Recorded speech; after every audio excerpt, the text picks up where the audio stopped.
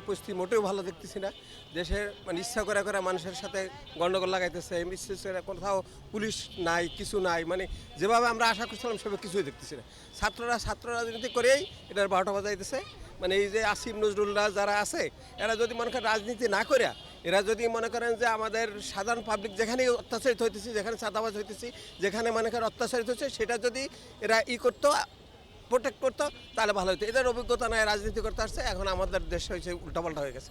আমরা ব্যবসা করলে ব্যবসা ভালো যায় না, ভালো হয় না, মানে এদের কোনো অভিজ্ঞতা নেই। আমাদের এক কথায় এদের কোনো অভিজ্ঞতা নেই, আর আমরা মানে ভালো নাই, নিরাপত্তা বোধ করতেছি না। প্লাস ধর্ষণ, খুন, এটা সব কিছু আর কি, এগুলো তো কোনো কিছুতেই মানে আগের চাইতে অনেক খারাপ অবস্থা আছে।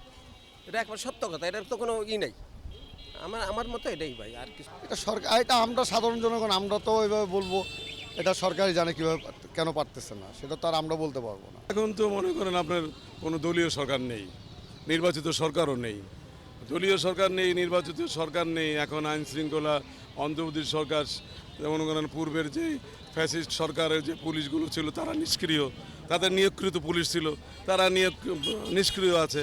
এখন আইন শৃঙ্খলা রক্ষাকারী তারা রক্ষা করবে, তারা তো রক্ষা করতেছে না, তেমনভাবে করবেও না তারা। আবার এই সরকার যে তাদের অনুগত কোনো মানুষ নিয়োগ করবে তাও করতেছে না সেই পরিমাণে যে তারা তাদের কথা শুনবে।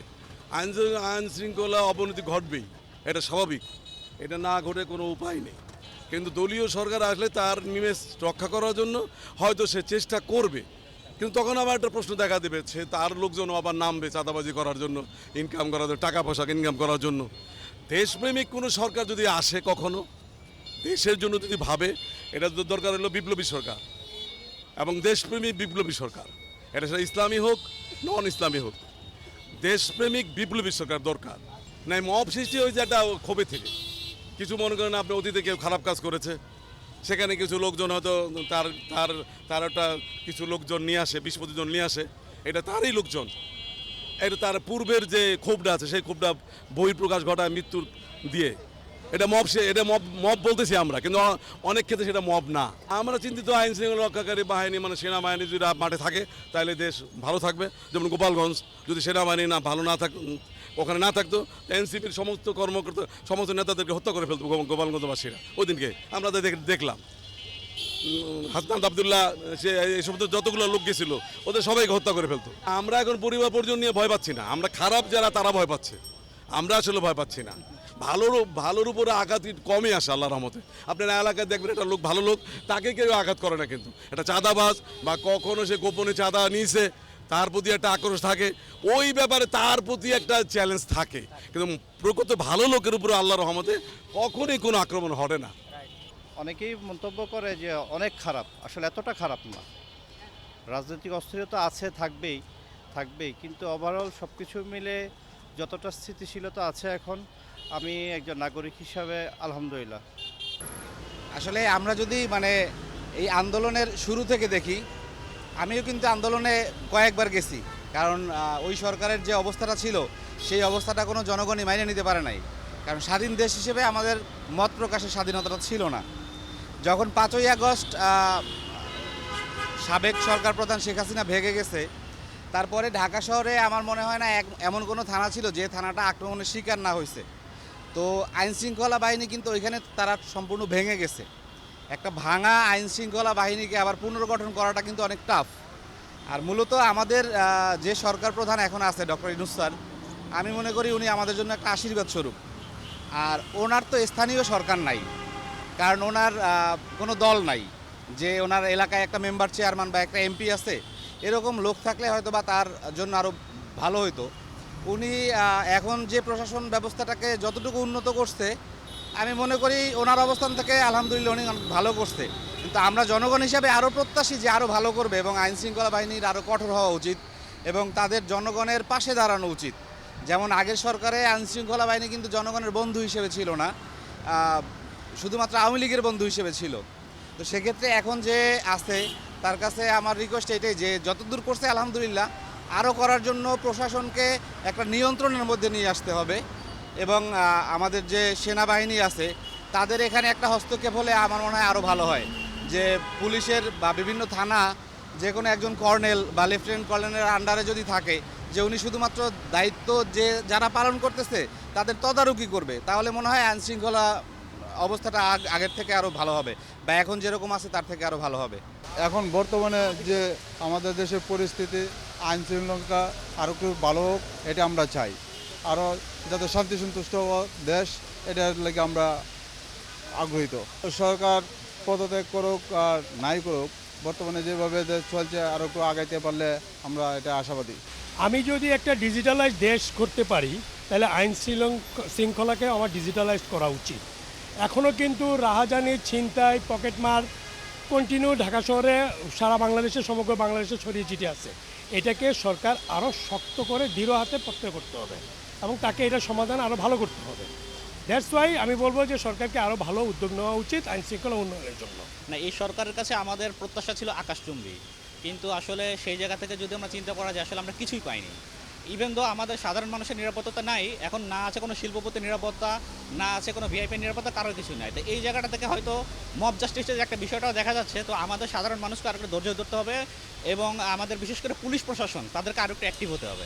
আমাদের পুলিশ প্রশাসন বর্তমানে সম্পূর্ণ ইনঅ্যাক্টিভ আছে, যেটা আমরা লক্ষ্য করতেছি। তো এই জায়গাটা আশা করছি যে আমাদের স্বরাষ্ট্র মন্ত্রণালয় আর একটু গভীরভাবে দৃষ্টিপাত করবেন এবং আমাদের পুলিশ প্রশাসন আর একটু অ্যাক্টিভ হলে আশা করা যায় এই জিনিসটা রিকভার করা যাবে এবং দেশের একটা সুন্দর সুশৃঙ্খল পরিবেশ বজায় থাকবে। বেসিক্যালি আমরা আসলে 5ই আগস্ট পরবর্তী সময়ে আমরা দেখতে পাচ্ছি আসলে যেভাবে আমাদের অনেক ক্রাইম কমে যাওয়ার কথা ছিল বা অনেক কিছু যেভাবে রিডিউস হওয়ার কথা ছিল, সেভাবে আমরা কিন্তু আসলে দেখছি না। এখানে অনেক বিষয় কিন্তু জড়িত, কারণ আমরা দেখছি যে ল এনফোর্সমেন্ট এজেন্সির আগে যেরকম একটা সেট আপ ছিল, সেটা কিন্তু পরবর্তী সময় ব্রেক করেছে। অনেক পুলিশ পালিয়ে গেছেন এবং অনেকে কর্মক্ষেত্রে আসেন নাই। হ্যাঁ, এবং একটা সব জায়গায় একটা পরিবর্তন আমরা দেখতে পেলাম, যেখানে মনে করেন যারা ঢাকাতে ছিল তারা অনেকে অন্য জায়গায় চলে গেছে এবং বাহির থেকে মানুষজন ঢাকাতে আসছে। এরকম বিভিন্ন জায়গায় একটা সেট আপ পরিবর্তন হওয়ার কারণে আসলে অনেক কিছু যে ইনস্ট্যান্ট একটা কন্ট্রোল করার কথা ছিল, সেগুলো কিন্তু কন্ট্রোল কিন্তু হয় নাই, ঠিক আছে। এবং দেখবেন যে এখানে সবার কিন্তু একটা কালেকটিভ অ্যাপ্রোচ কিন্তু দরকার। শুধুমাত্র আমরা ল এনফোর্সমেন্ট এজেন্সিকে যে দায়ী করব বা সরকারকে দায়ী করব, জিনিসটা এমন না। এখানে এটা একটা কালেকটিভ একটা অ্যাপ্রোচ, যেখানে যেমন আমরা যখন পুলিশিংটা পড়াই মনে করেন, সেখানে কিন্তু আমাদের একটা পার্ট থাকে কমিউনিটি পুলিশিং। সো আমরা তাদের একদম যেভাবে তাদের দায়িত্বগুলো অ্যাপ্লাই করার কথা ছিল, সেগুলো কিন্তু আমরা দেখতে পাচ্ছি না।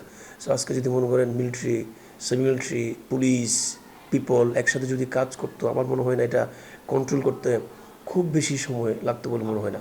আর একটা হচ্ছে বারবার একটা আমরা মবের দিকে যাচ্ছি বা একটা সবসময় মানুষ কেন্দ্রিক একটা বিচার করে ফেলার একটা সমস্যা দেখতে পাচ্ছি। কারণ রিসেন্টলি আমরা যেটা দেখতে পাচ্ছি, মানুষজনের মধ্যে একটা এমন নোশন ঢুকে গেছে, যেখানে তারা বুঝাতে চাচ্ছে যে আমরা যদি পুলিশকে দিই, তাহলে পুলিশ যেভাবে একটা বিচার এনশিওর করার কথা, সেই বিচারটা হবে না বা তাকে ছেড়ে দেওয়া হবে। কারণ আমরা অনেক এক্সাম্পলের আগে দেখতে পেয়েছি যেখানে অপরাধীকে ধরার পরে কীভাবে তারা বের হয়ে গেছে। সো এই যে মানুষের মধ্যে একটা যে কনসেপশন যে আমরা পুলিশে দিলে তারা যথাযথ বিচারগুলো তারা পাবে না। অ্যাট দ্য সেম টাইম পুলিশকে এটা এনশিওর করতে হবে, আমরা যখন কাউকে অ্যারেস্ট করব, কাকে যখন আমরা কোর্টে সাবমিট করার ট্রাই করব, তখন আমরা অপরাধীদের এক্সাক্ট বিচারটা এনশিওর করব। সেই কনসেপশনটা জনগণের মধ্যে তাদেরকে এনশিওর করতে হবে। আমাদের অন্তর্বর্তী সরকার বলেন বা সবার প্রতি আমাদের যে পরামর্শ থাকবে, সেটা হচ্ছে দিন শেষে তো রাষ্ট্রটা আমাদের, ঠিক আছে। আমাদের রাষ্ট্রটা আমাদেরকে বিনির্মাণ করতে হবে। সেটা করার জন্য আগে রাষ্ট্রটাকে ভালোবাসতে হবে, আমাদের স্টেটটাকে ভালোবাসতে হবে। সেটা যদি ভালোবাসতে চাই, তো দিন শেষে যেটা বললাম, ঐক্যের কোনো বিকল্প নাই। এখানে আমরা সবাই জানি, আপনি নিজেও জানেন যে এখানে শুধুমাত্র আসলে সরকার এটা একটা যেটা বলবো যে ক্ষুদ্র একটা জিনিস তারা অপারেট করতেছে। আমি এর আগে যেমন মনে করেন ইউএসএর এক্সাম্পল দিলাম, তাহলে তারা কীভাবে নতুন করে দেশ পুনর্গঠন করলো, তারা একটা শক্তিশালী, তারা একটা সংবিধান তারা প্রণয়ন করলো এবং রাষ্ট্র আস্তে আস্তে আপনার ডেমোক্রেসির দিকে ধাবিত হলো। ঠিক সেমভাবে এখানে প্রথমত আমাদের পলিটিক্যাল কনসেন্ট, পলিটিক্যাল নেগোসিয়েশন, এগুলো এনশিওর করতে হবে। সেকেন্ড টাইম হচ্ছে আমাদের সংবিধানটা শক্তিশালী করতে হবে। এমন সংবিধান আমরা তৈরি করব যাতে দল মত নির্বিশেষে সবাই এই সংবিধানটাকে থেকে সম্পূর্ণ একটা ফলপ্রসূ তারা কোনো একটা সাকসেস তারা দেখতে পায়। এটা যদি হয়, তাহলে ডেফিনেটলি আমরা যে কোনো কিছু আমরা ওভারকাম করতে পারবো। যেটা বললাম, এখানে আমাদের সাজেশন থাকবে যে একাডেমিক জায়গা থেকে এখানে ঐক্যের কোনো বিকল্প নাই। কারণ যদি এক না হতে পারি, তাহলে এই আইন শৃঙ্খলা বলেন বা যে কোনো কিছু বলেন, এটা কখনো কন্ট্রোল করা যাবে না। কারণ এখানে এক একটা গ্রুপ এক একটা ক্রাইম করতেছে এবং সেই গ্রুপ কোনো দায় নিচ্ছে না, বলে যে অপরাধ করলে সে সংগঠন দায় নেবে না। কেন দায় নেবে না? কারণ সে তো এই সংগঠনের আশ্রয় নিয়ে তো তার রাজনৈতিক ক্যারিয়ার সে শুরু করছে। অ্যাট দ্য সেম টাইম আমরা যেরকম রাজনৈতিক কর্মীদের মাধ্যমে রাজনৈতিক দল যেভাবে উপকৃত হয়, অ্যাট দ্য সেম টাইম তারা যদি কোনো অপরাধ করে তাদের শাস্তিটা কী করতে হবে, এনশিওর করতে হবে। কারণ আমরা দেখতে পাচ্ছি শুধুমাত্র তাদেরকে দল থেকে বহিষ্কার করলে, দায়িত্ব থেকে বহিষ্কার করে দিলেই কিন্তু সেটা কখনো কন্ট্রোল করা যাবে না। কারণ আমরা সবাই দেখছি আজকে বহিষ্কার করছে, কালকে সে আবার যে কোনো প্রোগ্রামের প্রধান অতিথি হিসেবে সে প্রোগ্রাম উপস্থিত থাকতেছে। সো এই জন্যই শাস্তিটা এনশিওর করতে হবে।